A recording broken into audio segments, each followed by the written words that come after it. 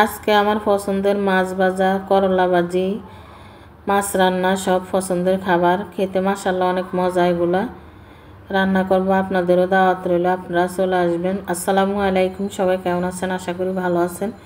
আলহামদুলিল্লাহ আমিও ভালো আছি অনেকটা। রান্না করতে চলে আসলাম।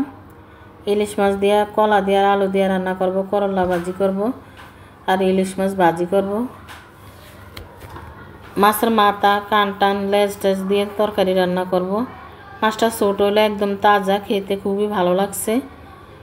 ছোট বড় বড় মাছ পাওয়া যায় না এখনও, ছোট ছোট মাছই ওঠে। তারপরও দাম 1000 টাকা, 800 টাকা কেজি। এই যে চলে আসলাম, সব ধুয়ে দেওয়া পরিষ্কার করে নিয়ে এখন রান্না করতে চলে আসলাম। তরকারিটা বসিয়ে দিব আগে। আমার কাছে কাঁচকলা দিয়ে ইলিশ মাছ রান্না করলে খুবই ভালো লাগে খেতে। আমি মাঝে মাঝে রান্না করি।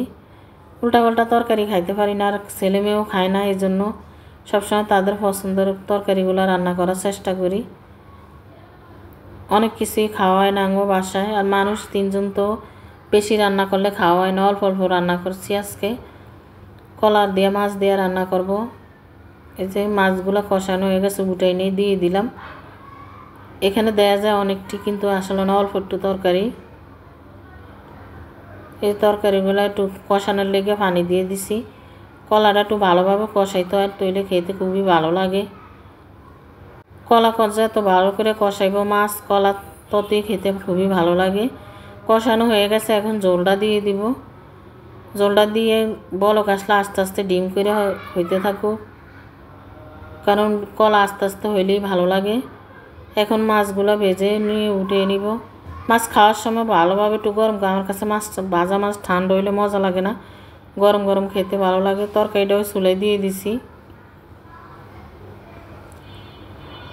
মাছগুলো একদম পুরা পুরা মোটা মোটা ছিল, মানে তেলতলা তেলতলা, খেতে খুবই ভালো লাগছে।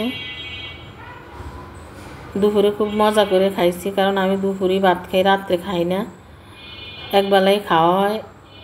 এই জন্য দুপুরবেলা তৃপ্তি করে না খাইলে খুবই ভালো লাগে না। আর আজকে কয়েকদিন তো খাওয়া দাওয়াই ছিল না, এতটা অসুস্থ ছিলাম।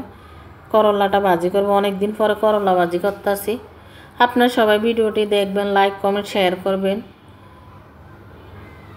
আমার রান্না করা শেষের দিকে। করলা আমি অত বেশি ভাজি না, আমার কাছে আমি করলা একটু হালকা ভাজলেও খাইতে পারি, আমার কাছে ভালো লাগে।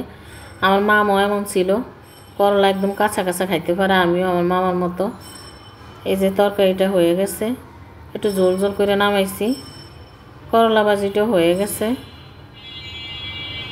করলা ভাজিটাও তো তিতা লাগে নাই। আপনারা সবাই ভালো থাকবেন। আল্লাহ হাফেজ।